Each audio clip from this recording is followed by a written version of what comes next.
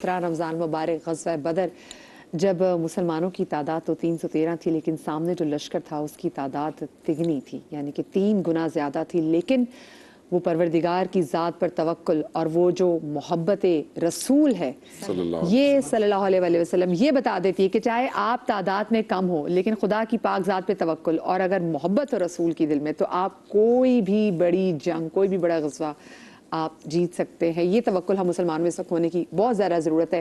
یہ میں چاہوں گی نور بھائی ذرا ہم اس کے پس منظر کے حوالے سے بات کریں غزوہ بدر کے. بسم اللہ الرحمن الرحیم.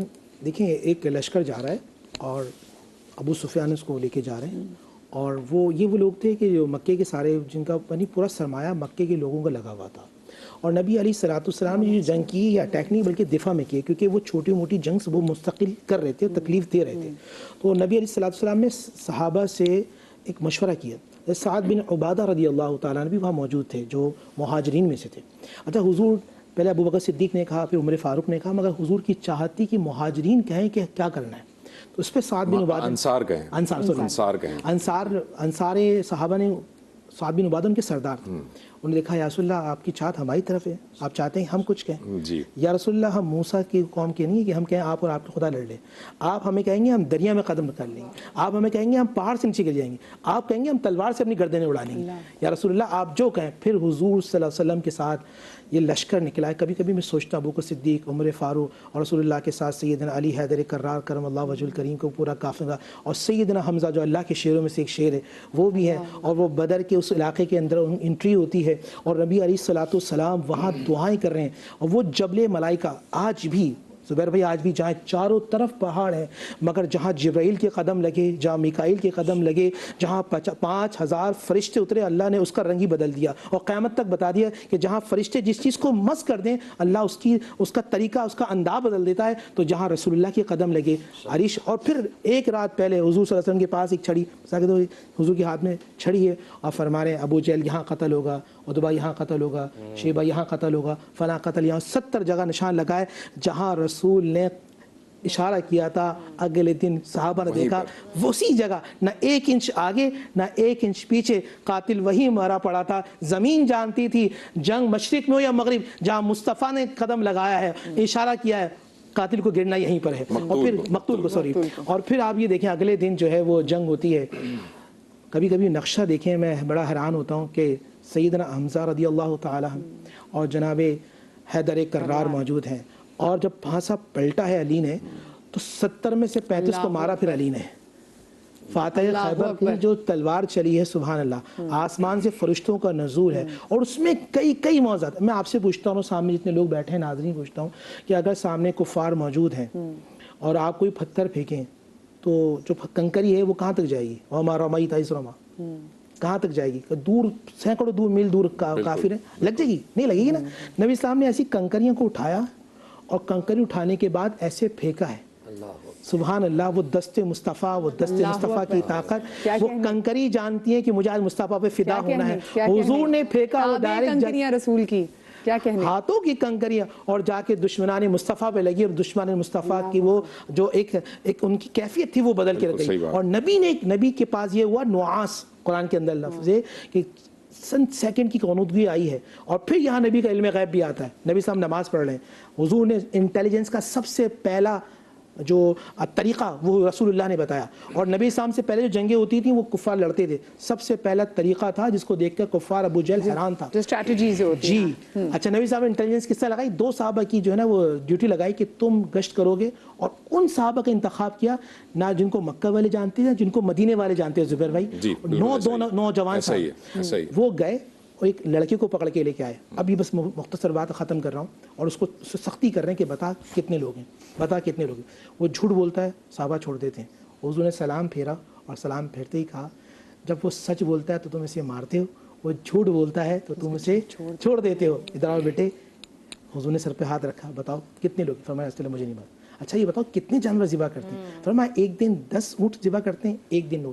اب ایسے پلٹے فرمایا 950 سے لے کر 1000 تک دشمن کی تعداد ہوگی، اور لوگوں نے دیکھا کہ جو مصطفیٰ کریم نے کہا تھا اللہ نے تعداد وہی رکھا، اللہ نے بارش برسا دی۔ مدینہ تو العلم ہے، مدینہ تو العلم ہے، کیا کہنے۔ اور آپ نے وہ کنکریوں کی بات کی، تو جہاں اگر ابابیل کی پھینکی ہوئی کنکری میں تھا کہ وہ بھوسا بنا دے، تو یہ تو نبی کے ہاتھ کی پھیلی کنکری تھی، تو اس کی کیا بات تھی۔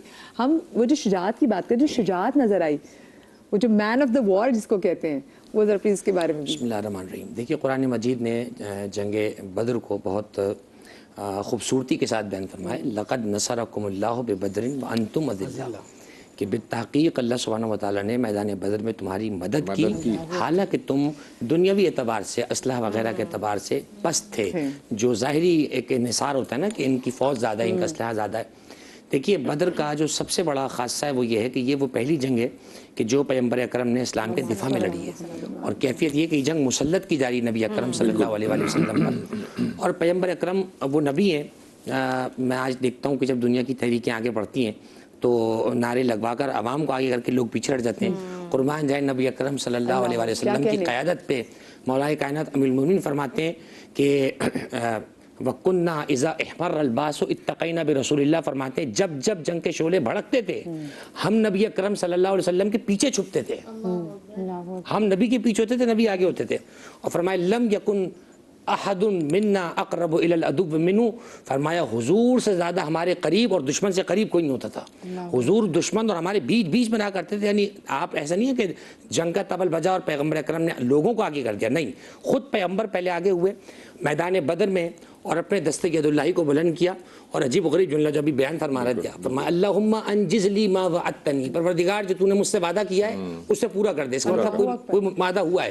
اللہم ان تہلک ہذہ العصابہ لا تعبد فی الارض، اللہ آج اگر یہ لشکر میرا مارا گیا، عجیب جملہ ہے جنگ بدر کے لیے، فرمایا اگر میرا آج یہ لشکر مارا گیا تو تیری عبادت زمین پہ کوئی نہیں کرے گا۔ یہ کیا عجیب جملہ ہے، اسلام کا وہ لشکر کہ جس کی رگوں میں آج جہاں تک اسلام اور مجاہدین پھیلے ہوئے ہیں وہ صدقہ اصحاب بدر کا، صدقہ بدر والوں کا۔ چنانچہ پیغمبر اکرم نے اعلان کیا، عتبہ، شیبہ، ولید وہاں سے نکل کر آئے، ادھر سے نبی اکرم صلی اللہ علیہ وسلم نے دیگر لوگوں کو بھیجا، تو سامنے سے ایک آواز آئی کہ لگے یہ ہمارے سامنے یہ نہ بھیجو، دشمنی بھی یہ جانتا ہے کہ برابر کا بھیجو۔ اب نبی اکرم آئے اور سب سے پہلے اپنے اہل بیت کی طرف مخاطب فرمایا قم یا حمزہ، قم یا علی، قم یا عبیدہ، فرمایا تم تینوں کھڑے ہو، اور تینوں کو ایک کے مقابلے بھیجا۔ روایت ہے کہ حضرت حمزہ نے جو ہے وہ اپنے فریق کو جو ہے وہ تحقیق کیا، حضرت عبیدہ نے اپنی جگہ، اور جب حضرت حمزہ کو سپورٹ کی ضرورت پڑی تو مولا کائنات لڑتے لڑتے اس طرف گئے۔ امام ابن اسحاق تاریخ کے بڑے امام ہیں، وہ فرماتے ہیں کہ کانا اکثر قتل المشرکین یوم بدر لعلی علیہ السلام، اور جیسے مسلم نے فرمایا کہ اکثر مشرکین، اور بعض روایات میں یہ بھی ہے کہ لا فتح الا علی سیف الذوالفقار کا جو نعرہ ہے وہ حاتف غیبی نے جنگ بدر میں لگایا۔ اور دو باتیں کہہ کے تمام کرتا ہوں، بدر استقامت کا ایک ایسا استعارہ بن گیا کہ آج تک جو اس ثبات کی مثالیں پیش کی جاتی ہیں بدر ہے۔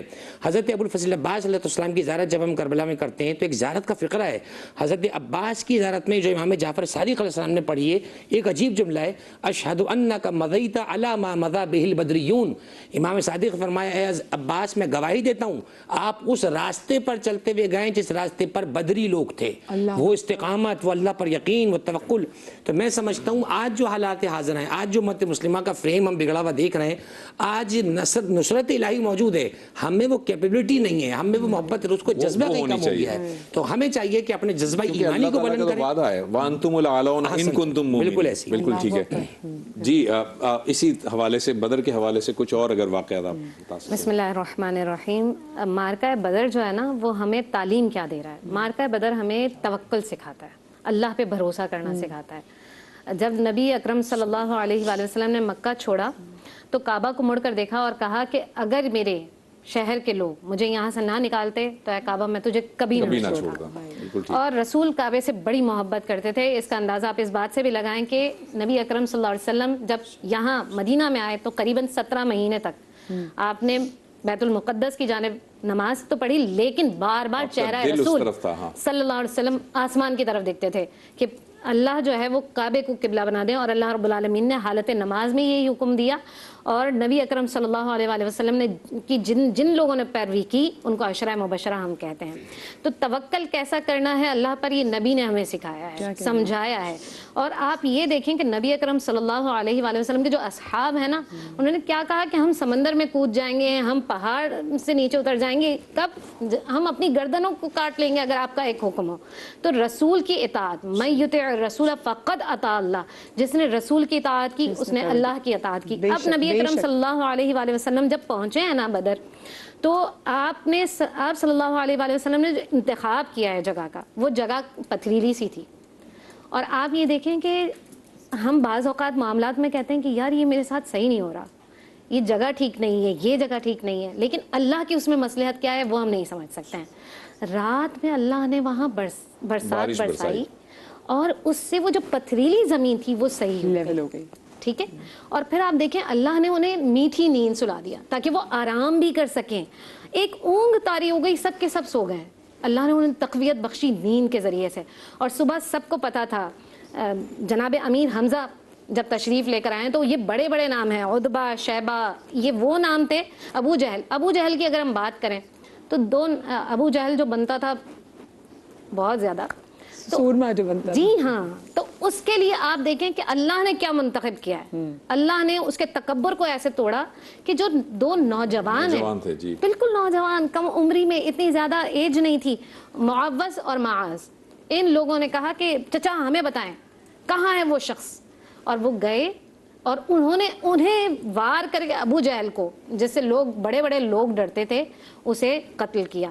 تو نبی جو ہے نا وہ ہیں کہ جو انگلی کا اشارہ کرتے ہیں کہ کہاں کون مرے گا, کہاں مرے گا. ابو جہل, عتبہ و شیبہ, کہ جنگ بدر کا نقشہ حضور جانتے ہیں. حضور نے, اچھا یہاں پر میں آپ کو بتاؤں کہ ساری چیزیں جو پلان تھا کہ بدر, وہ جو مقام جس جگہ پر آپ ٹھہرے وہ مقام وہ تھا جہاں پر کنواں تھا, تو سب سے پہلے پانی حاصل کیا گیا. پھر عرب کا یہ رواج تھا کہ جب وہ بھیجتے تھے تو وہ ایک دم حملہ کرتے تھے, لیکن نبی صلی اللہ علیہ وسلم نے کہا کہ ہم ایک دم حملہ نہیں کریں گے.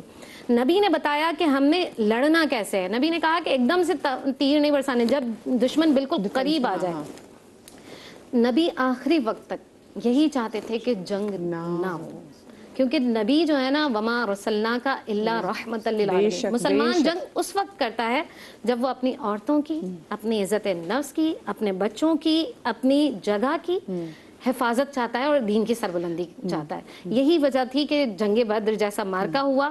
اور مکے میں یہاں سے جتنی لاشیں گئی ہیں نا کفار کی, تو ہر گھر میں ایک کافر جو ہے وہ ایک کافر کی موت.